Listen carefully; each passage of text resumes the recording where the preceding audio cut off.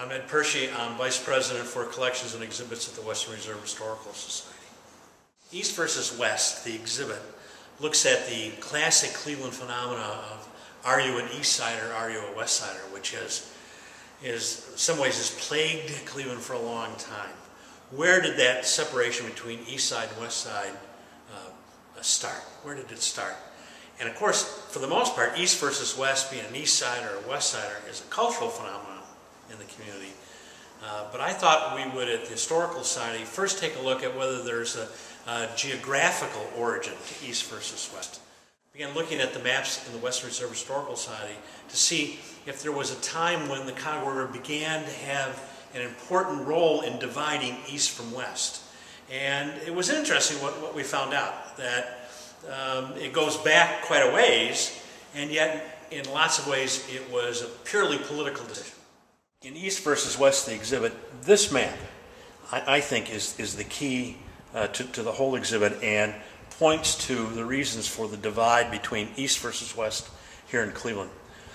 This is a map of the Western Reserve prepared by Seth Pease, who was the premier astronomer and surveyor in the early American Republic.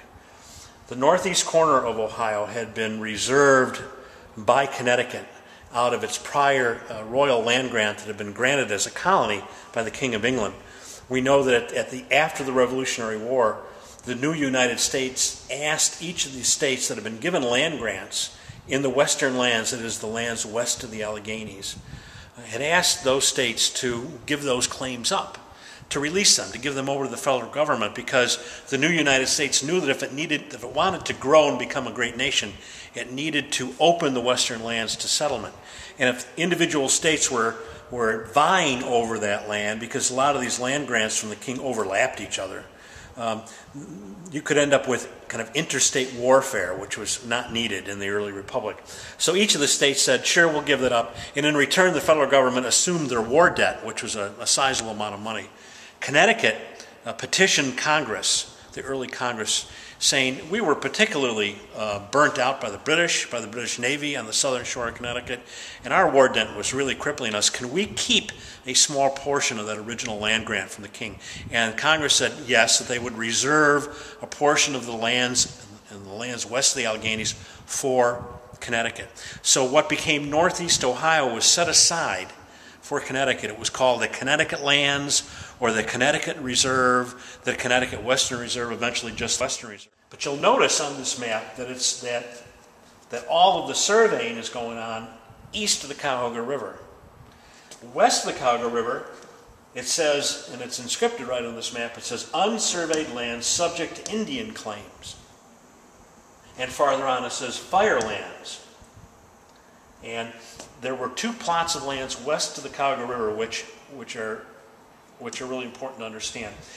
The federal government, when the new United States got started, it had to deal with the fact that both the British and the French, who had held the lands west of the Alleghenies, had enacted treaties, had agreed to treaties with the Native Americans to get the Native Americans to fight with them, both in the French and Indian Wars and with the British in the Revolutionary War. And so there were treaties, and the new United States had to figure out what to do with those treaties. Essentially, they had to reenact those treaties, renegotiate with the Native Americans. They also sent out the Army, the new federal Army, which is relatively small in the early 1790s, to, let's put it this way, gently push the Native Americans farther west. And Anthony Wayne fought a great battle against the Indians in northwest Ohio.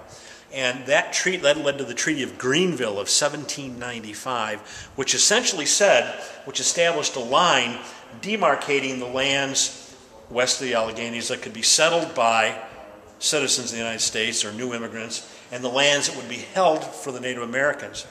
And that line is a crooked line. There's another map in the exhibit that shows that line in total.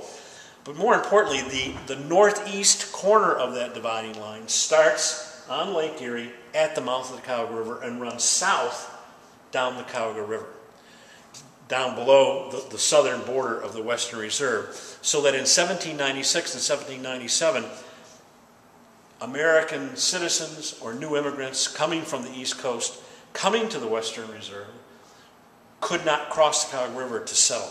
That was illegal to do so by treaty. And so those lands were set aside, unavailable.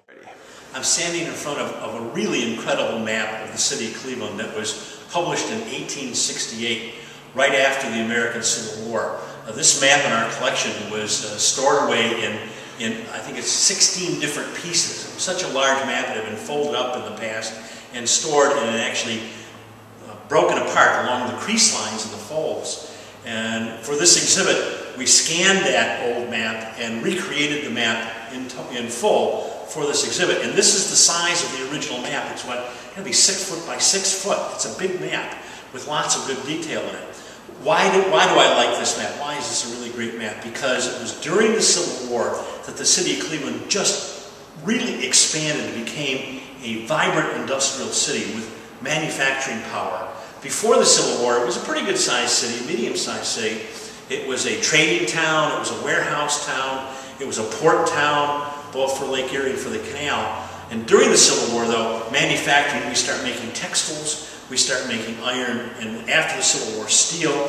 John D. Rockefeller establishes his oil refineries in Cleveland during the Civil War. We start making paints and varnishes. I mean, all kind of things begin to happen during the Civil War, and this map reflects the explosion, the industrial explosion, so to speak, the Industrial Revolution in Cleveland in the middle of the 19th century.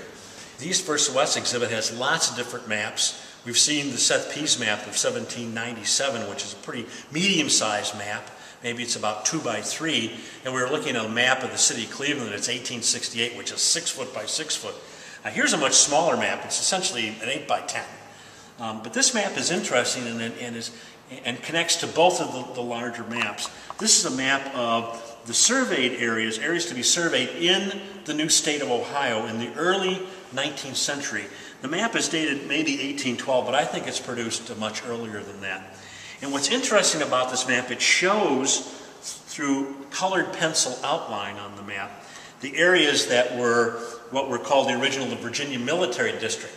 Some of the earlier maps of Ohio, the Ohio area, the lands west of the Alleghenies, show that Virginia, from the old royal land grants, was anticipating acquiring the lands, much of which became Ohio. And so there are parts of these lands that are outlined in red and in orange, which reflect those federal lands and the former Virginia lands.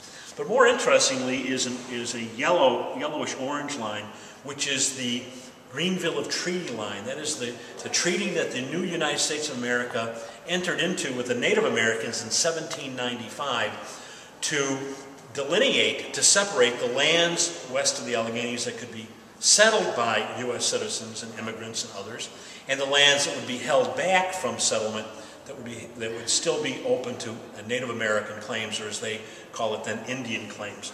And that Glenville Treaty line, which was drawn in 1795, starts along the northern border of Ohio, along Lake Erie, at the intersection with Pennsylvania, runs down southwest to the mouth of the Cuyahoga River. So the lands south of that line are available for settlement. And then it drops south using the Cuyahoga River as its boundary, as its east-west boundary. So the lands, in what will become Ohio, that are south of that line and east of that line can be settled or open for settlement by U.S. citizens. The lands north and west of that line are still set aside for Native American claims.